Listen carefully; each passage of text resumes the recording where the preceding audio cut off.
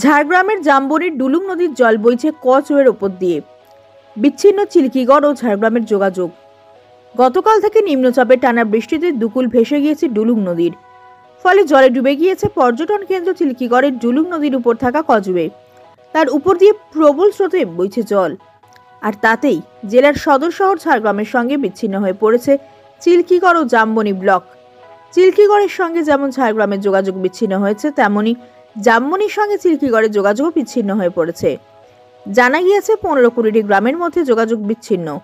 নিম্নচাপের ফলে গতকাল থেকেই জেলা জুড়ে চলছে অতি ভারী বৃষ্টি, ফলে একাধিক জায়গায় সুবর্ণরেখা নদী, ডুলুং নদীর জল বেড়েছে।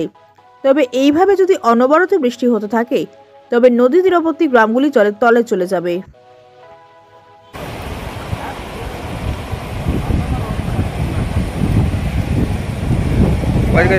বন্ধ।